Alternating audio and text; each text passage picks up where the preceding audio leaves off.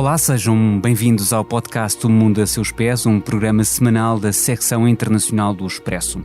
Eu sou o Hélder Gomes e nesta edição especial vamos tomar o pulso à Líbia, 10 dias depois da passagem do ciclone Daniel.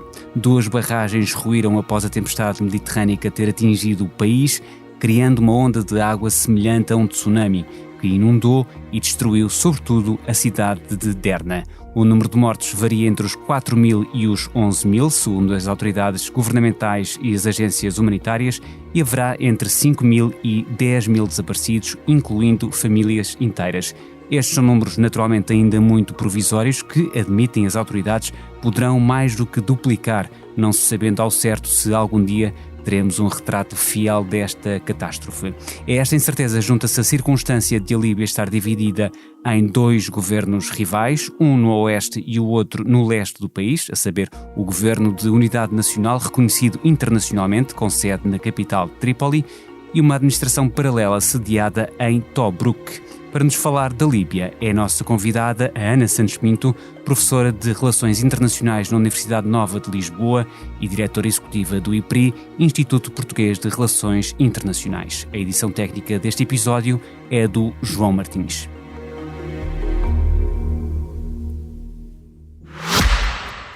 Este podcast Expresso é só um de muitos que pode ouvir no site do Expresso ou na sua plataforma preferida. Histórias inspiradoras, os debates que importam, entrevistas exclusivas. Da cultura à política, da economia ao humor. Ouça onde e quando quiser. Fica a par das últimas novidades em expresso.pt/podcasts e nas nossas redes sociais. Expresso. Liberdade para pensar.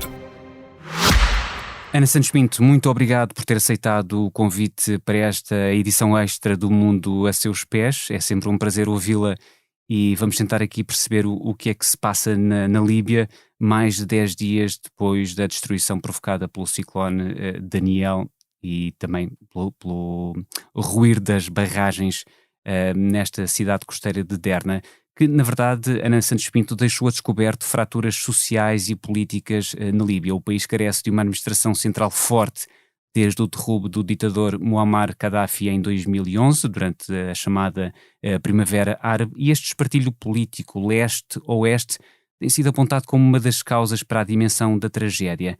O que lhe pergunto no fundo, os 2 governos rivais parecem obrigados a entender-se, pelo menos em relação a à resposta a esta tragédia. Até que ponto isso tem acontecido nos últimos dias?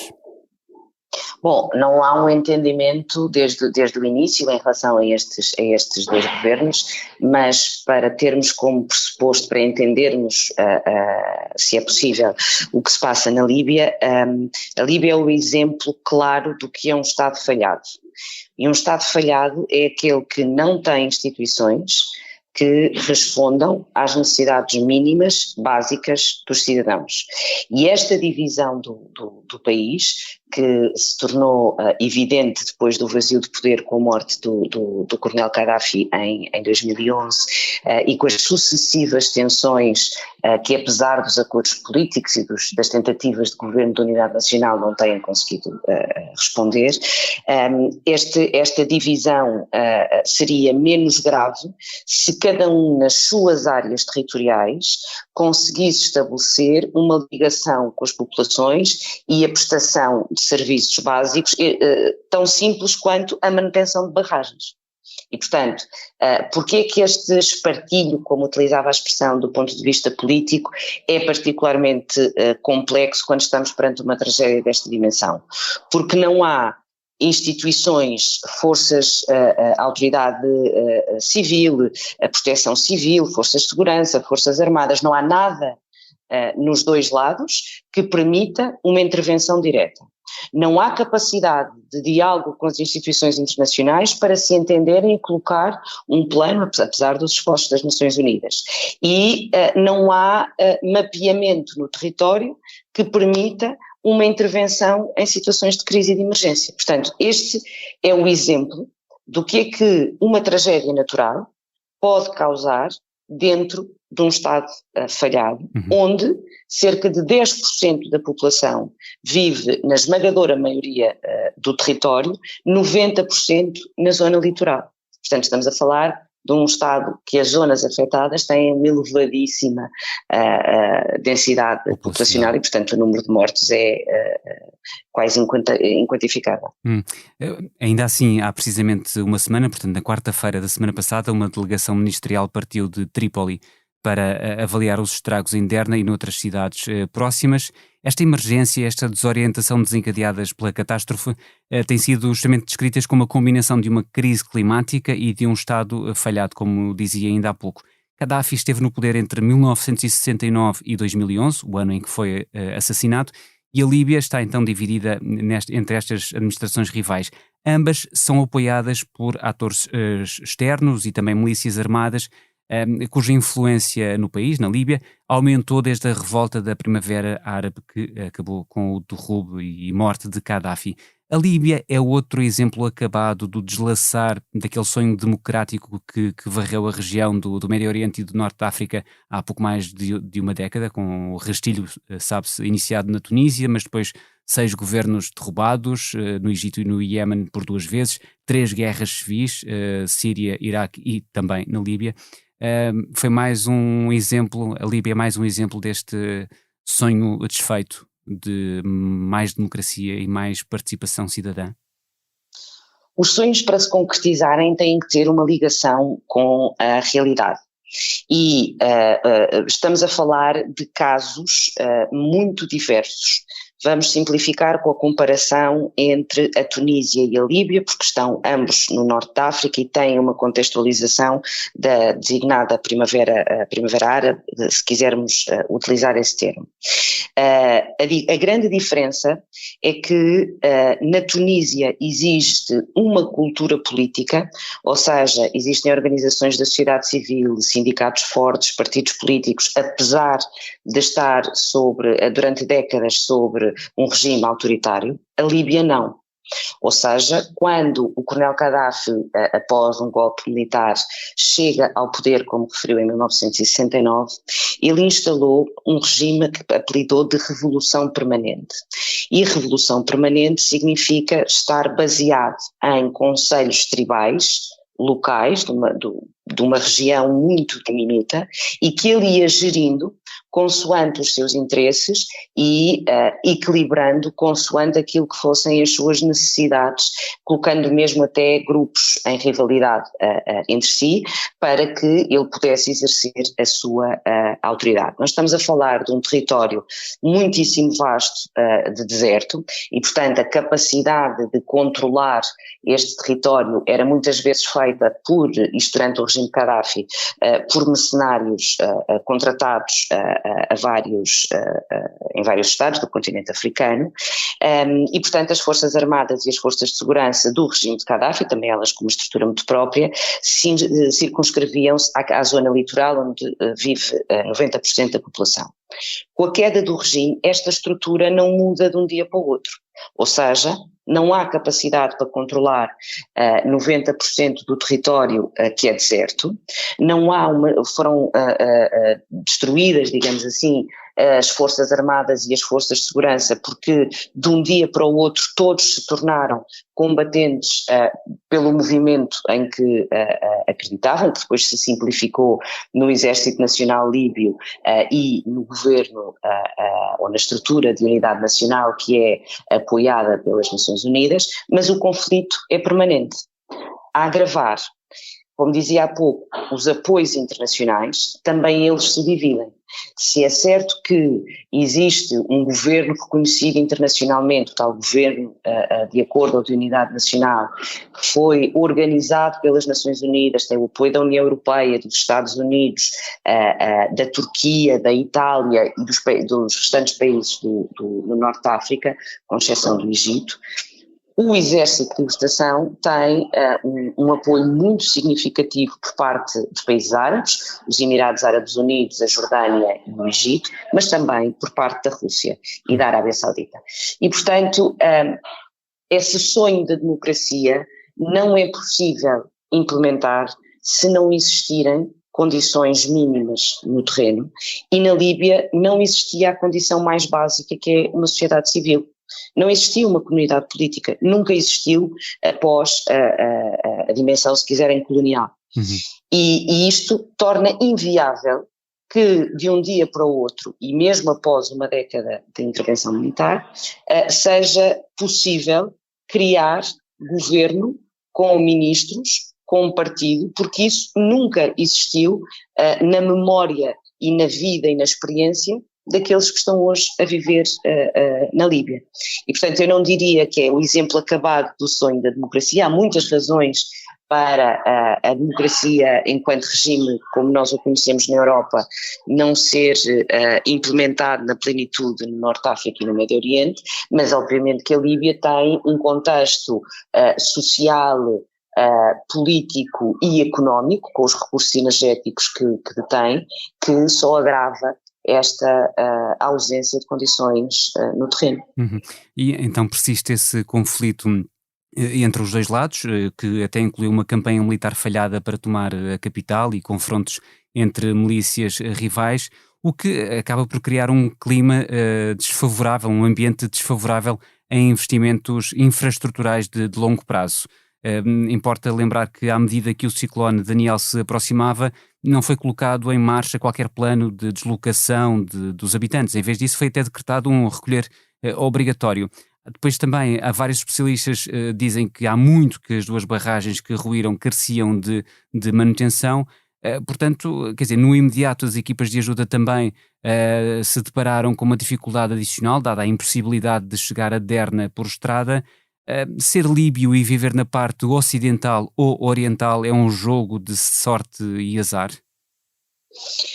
Eu não diria que é um jogo de sorte e azar, porque não existe um lado que tenha condições de desenvolvimento social e político e o outro que não tenha. Ambos não têm as condições de desenvolvimento social e político.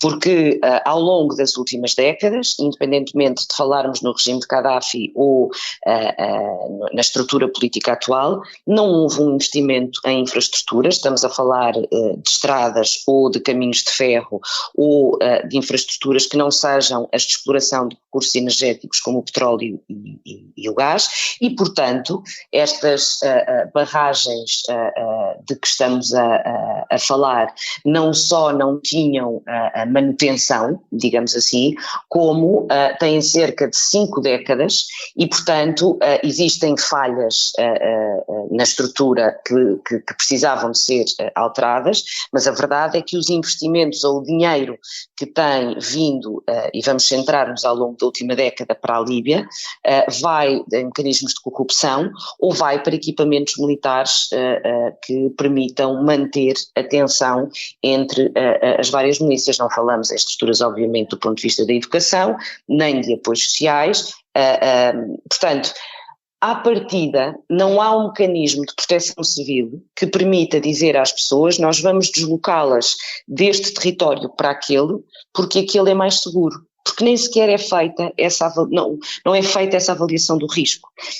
A opção que foi tomada foi: mantenham-se as pessoas em casa, porque nós não temos outra coisa para lhes dar do ponto de vista da resposta do Estado. E quando falamos em inundações com uma escala de 100 metros de altura e, como dizia no início, com um verdadeiro tsunami de água que resulta das falhas nas duas barragens e, portanto, rasga todo o território com água e leva tudo aquilo que tem, desde edifícios a pessoas, a viaturas, todo o tipo de infraestruturas. Não só num Estado desenvolvido é muito difícil combater uma tragédia desta natureza, num Estado que tem um déficit de infraestruturas e de capacidade de resposta, para não dizer uma ausência, é absolutamente impossível. E, portanto, quando nós falamos na sorte e no azar de um lado e do outro, significa que um lado teria mais condições que o outro. O meu pressuposto, ou se quiser, a minha análise, é que não existiria condições em nenhum dos lados, tirando uma dimensão securitária que talvez o grupo do general Haftar e, portanto, o lado mais ocidental tem e permite ter, que não o lado do Governo de Unidade Nacional. Eu falava em jogo de sorte e azar porque numas declarações à Al Jazeera, o presidente do Conselho Nacional para as Relações entre os Estados Unidos e a Líbia, que além do mais é médico e visita esta cidade de Derna com alguma frequência, falava num sentimento de enorme ressentimento, e, portanto, no leste da Líbia, que se sente também de alguma forma negligenciado. E este médico também se confessava chocado por uma cidade de cerca de 100 mil habitantes, como é o caso de Derna, não ter um único hospital a funcionar. A única estrutura equiparável a um hospital seria, na descrição dele, uma vivenda alugada com 5 quartos. Portanto, aqui estamos a somar à falta de infraestruturas, a falta de manutenção também das infraestruturas já existentes. Certo, e a ideia de que ambos os grupos, digamos assim, o Governo da Corte Nacional e aquilo que nós designamos o Exército Nacional Líbio, portanto os dois grupos têm fontes de financiamento diferentes. A esmagadora maioria do financiamento vem do apoio internacional, no caso do Governo da Unidade Nacional, da União Europeia, das Nações Unidas e dos Estados Unidos e da Turquia. No caso do Exército Nacional Líbio, por parte da Arábia Saudita, da Rússia e dos Emirados Árabes Unidos. Ora, para além deste apoio internacional, o que é importante hoje em termos de recursos na Líbia é quem controla os pontos de exploração e de exportação de petróleo e de gás, que naturalmente sofreram um impacto muito significativo com o conflito. Não há investimento externo de empresas. Se nós nos recordarmos, há 15 anos havia um conjunto de empresas portuguesas, designadamente de empresas de engenharia, que estavam presentes na Líbia e que estavam a trabalhar na dimensão de construção de infraestruturas. Tudo isso se perdeu a partir de 2011 e, portanto, não há nenhuma empresa da de acordo com a análise de risco, que vá para a Líbia fazer um investimento e vá trabalhar nesse desenvolvimento económico. E, portanto, é a razão pela qual não há hospitais, não há manutenção de estradas ou de infraestruturas de transporte e não há manutenção de barragens. E o dinheiro que circula, repito, circula em boa parte através de mecanismos de economia informal e de corrupção, e é dirigido a equipamentos militares e às milícias.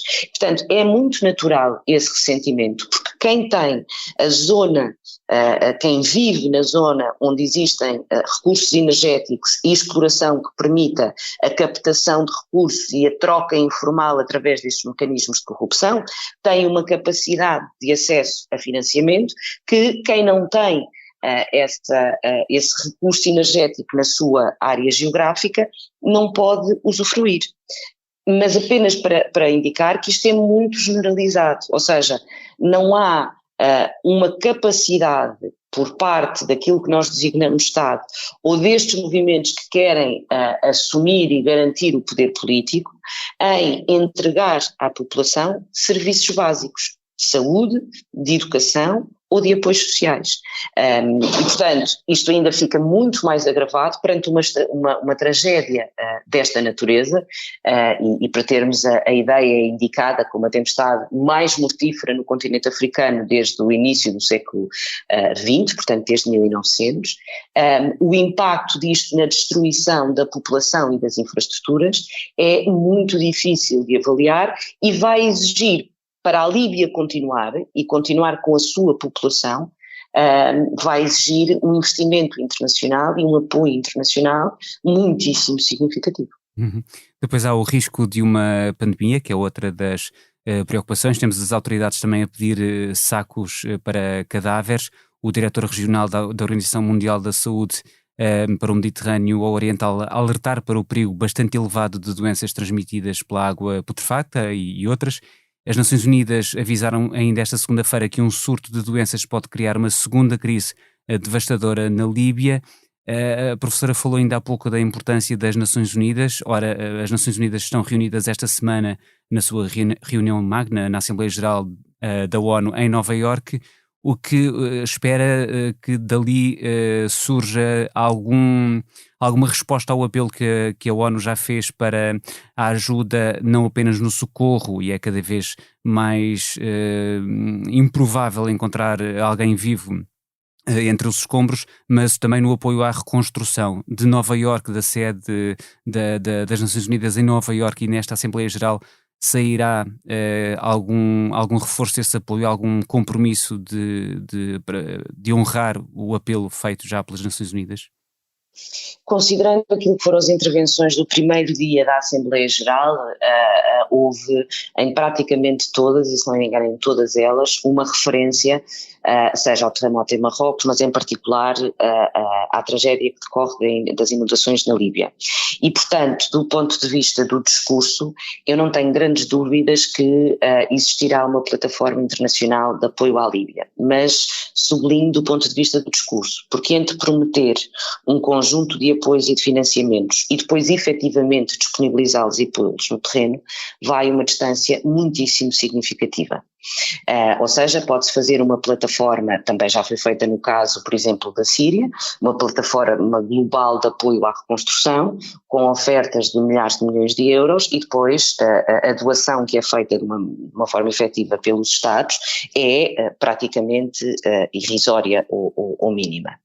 No caso da Líbia, o contexto é agravado por duas circunstâncias. A primeira é a densidade demográfica, ou seja, nós estamos a falar em zonas onde vivem muitas pessoas e, portanto, a capacidade de se espalhar uma doença e criar um efeito pandémico, para usar uma palavra que entrou no nosso léxico, é muito significativa, seja pela questão da água, seja pela carência alimentar, seja pela própria contaminação entre aquilo que são os cadáveres, os escombros, etc. E, portanto, como está muita gente próxima, muita gente junta, a capacidade de contaminação é muito maior.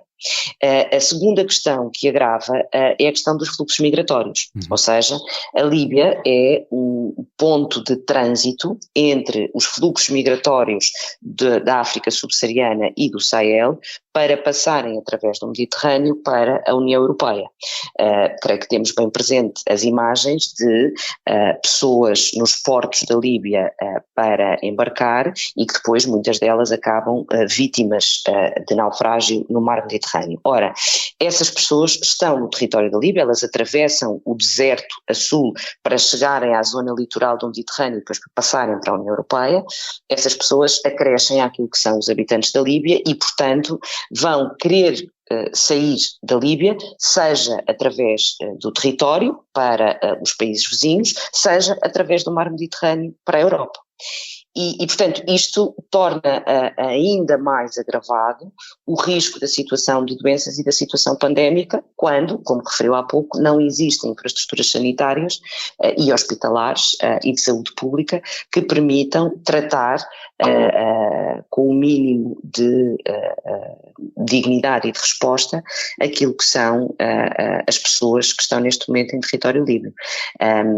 O que é que eu temo? Que daqui a 1 ou 2 semanas, depois de deixarmos de ver estas imagens, se perca aquilo que é a onda de apoio e de solidariedade e fiquem no terreno as organizações não governamentais a tentar mitigar aquilo que são os esforços de recuperação. Uhum.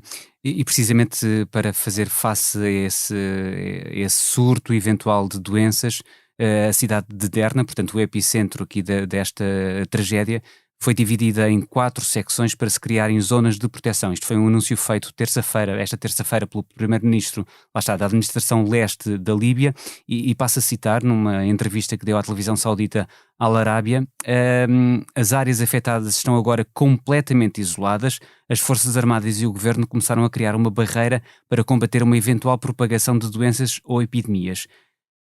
O que se compreende, de certa forma, conter a propagação de doenças e epidemias. No entanto, isto significa um garrote ainda maior em termos sociais, mais isolamento das pessoas que já vivem em condições muito precárias e tiveram muitos dos seus bens e até famílias e amigos arrasados por esta devastação toda. Portanto, a solução na Líbia parece ser sempre a compartimentação, o isolamento das pessoas. Aí a opção do governo é, de facto, circunscrever as áreas de catástrofe e não permitir a circulação de pessoas, que na prática significa não permitir a sua sobrevivência. Porque se as pessoas ficam circunscritas, e vamos ser muito claros, perante um regime que tem uma dimensão securitária e autoritária muito significativa. Portanto, nós não estamos a falar numa responsabilização das forças de segurança ou das forças armadas em relação aos direitos fundamentais e às liberdades e garantias dos cidadãos. E, portanto, o que vão fazer é colocar as pessoas num espaço de onde não podem sair, de onde não podem circular para ter mecanismos de sobrevivência, e aqueles que vão ficar doentes e que vão procurar os seus familiares nos escombros e que vão ficar na situação de tragédia, ficam absolutamente amarrados, digamos assim, àquela área que vai ter uma ausência de capacidade de resposta e vai impedir que as pessoas circulem para outras áreas do país onde hipoteticamente poderiam ter um outro tipo de apoio ou uma outra capacidade de sobrevivência. Portanto, basicamente isso é um mecanismo de contenção daquilo que são as consequências e o impacto, sem que essa contenção passe pelo apoio necessário às populações. E naturalmente que o nível de conflitualidade irá ter consequências, porque as famílias não estão todas juntas e hoje com o nível de comunicação e interligação existe uma circulação de imagens, de informação, de relatos que é muito maior.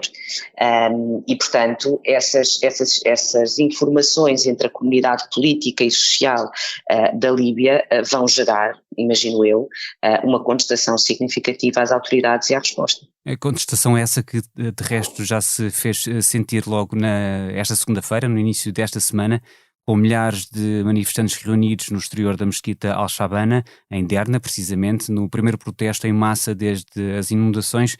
E eles pediam uma coisa muito simples, uma investigação rápida sobre o desastre e a reconstrução urgente da cidade. Portanto, ainda há pouco falávamos no início da conversa da falta de uma sociedade civil ativa, mas quando a situação é dramática e impacta na vida das pessoas, é natural que o tecido social que vai sendo mantido por um regime autoritário hipermilitarizado rompa e as pessoas saiam às ruas e peçam responsabilidades.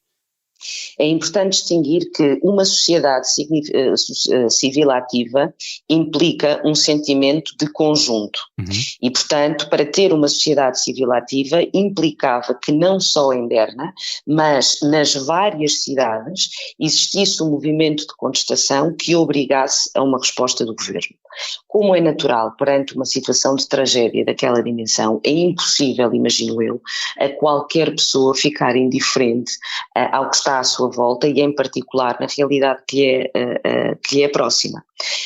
E, portanto, essas pessoas saem à rua à procura de uma responsabilidade, de uma responsabilização e de uma resposta à sua catástrofe do ponto de vista imediato. O que não existe é este sentimento de conjunto, de coesão e de unidade ao longo do território e nas várias cidades. E, portanto, porquê? Porque há décadas que a Líbia é gerida de forma celular, ou seja, são vários grupos espalhados por várias cidades, sem uma interligação entre os grupos, uma criação, é uma sociedade tribal e patriarcal e, portanto, só os líderes é que se relacionam entre si, não há relação entre as pessoas, os povos destes vários grupos e destas várias comunidades.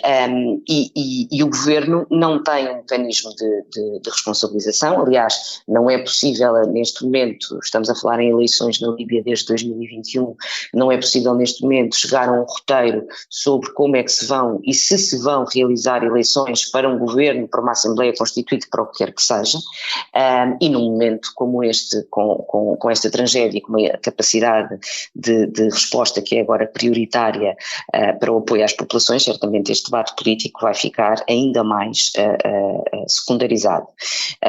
Resta perceber como é que estes vários grupos se vão organizar.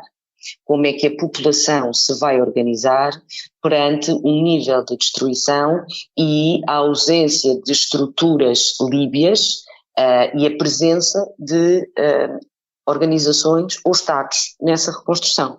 Que Estados vão participar? Em troca de quê? Com que organização e com que compromisso? Muito bem, o nosso tempo está a aproximar-se do fim. No entanto, a conversa tem sido bastante enriquecedora para compreender a Líbia face a esta tragédia. Eu queria só adiantar mais um dado importante. A coordenadora humanitária da ONU para a Líbia avançou que pelo menos 300 mil crianças, portanto 300 mil menores, foram afetados pelas inundações no nordeste do país e disse que a prioridade era reabrir as escolas. Ora, acontece que muitas dessas escolas, muitas dessas infraestruturas estão precisamente a ser usadas como abrigos para famílias deslocadas. Portanto, seria necessário encontrar primeiro alojamento para essas famílias deslocadas para que as crianças voltassem a retomar alguma normalidade na sua vida.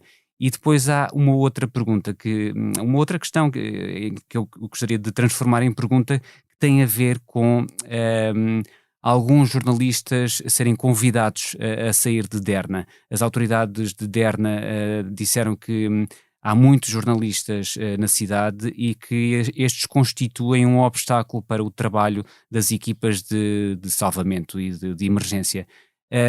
Isto é uma preocupação atendível, facilmente explicável, ou também há algum medo, algum receio do escrutínio que possam estes jornalistas estar a fazer da confusão que reina na assistência às populações necessitadas?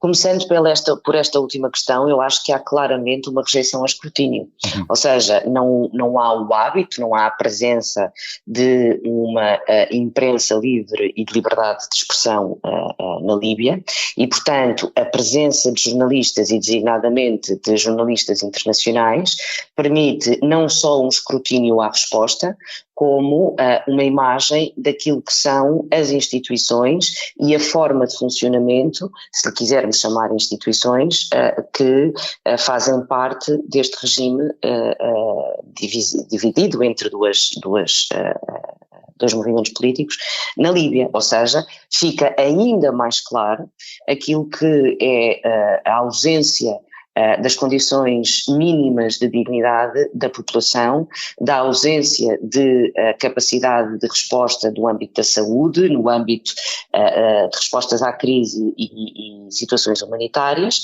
e, obviamente, que isso fragiliza o governo naquilo que seja o governo de unidade, que está em formação desde 2022 e que esse governo tem uma maior limitação naquilo que é a capacidade de negociação internacional, porque fica evidente a ausência de capacidade de resposta.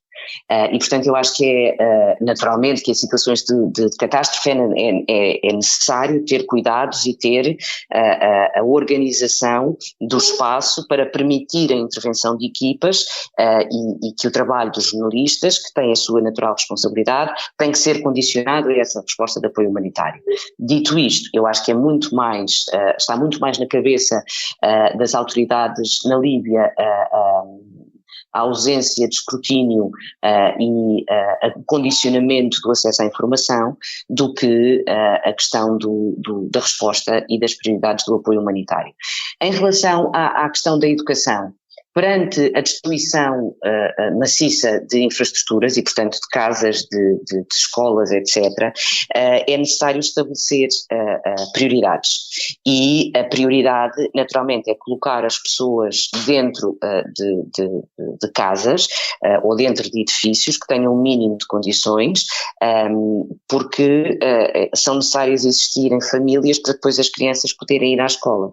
Mas, mais uma vez, para que isto aconteça, é necessário que as Nações Unidas consigam colocar no terreno um plano e uma estrutura humanitária internacional que exige recursos financeiros, recursos humanitários, etc., e que neste momento ainda não está em debate e no terreno, e eu termino recordando aquilo que foi a intervenção do secretário-geral das Nações Unidas, António Guterres, na abertura da Assembleia Geral, que é a ausência de financiamento para apoio humanitário das Nações Unidas, a ausência de financiamento porque os Estados reduzem a sua comparticipação e que impedem as agências das Nações Unidas, aquelas que garantem a sobrevivência da população em todo o mundo, desde o Programa Alimentar Mundial ao Alto Comissariado para os Refugiados e à dimensão humanitária.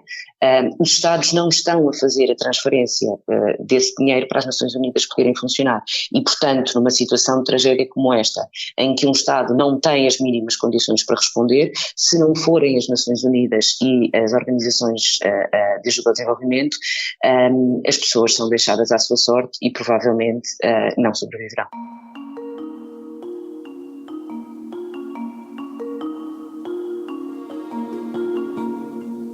A fechar esta edição, penso que sairemos da Líbia com a pergunta da praxe do mundo a seus pés. Se neste momento Ana Santos Pinto pudesse viajar para qualquer parte do mundo sem restrições, para onde iria e porquê?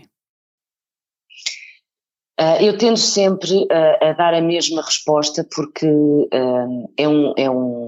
que é o Irão. No momento em que faz um ano da morte de uma jovem às mãos das forças de segurança, às mãos das forças de segurança iranianas, e aí sim no Irão existe uma sociedade civil muito forte e existe uma resistência de homens e mulheres em relação àquilo que são alguns dos que consideram ser os seus direitos básicos, e porque não consigo, por várias razões, cumprir este meu sonho de ir ao Irão e de fazer um trabalho de investigação e de recolha de informação no terreno, disse isto num outro mundo a seus pés em que participei e repito, de facto viajar sem restrições e poder fazer um trabalho de recolha de informação direta com elementos da sociedade civil era o que eu gostaria de fazer no Irão por estes dias. Pode ser que na sua terceira participação no Mundo a Seus Pés ou já tenha ido ou já tenha pelo menos a passagem comprada para fazer esse trabalho de campo no Irão. Assim espero. Muito obrigada pelo convite. Muito obrigado, Ana Santos Pinto, professora de Relações Internacionais na Universidade Nova de Lisboa e diretora executiva do IPRI, Instituto Português de Relações Internacionais, pela panorâmica bastante exaustiva que nos fez da situação na Líbia e também por este desejo de ir até ao Irão. Obrigado também ao João Martins pela edição técnica e obrigado a si que nos escuta todas as semanas. Na próxima segunda-feira haverá outro episódio do Mundo a Seus Pés com outros protagonistas e assuntos. Até lá.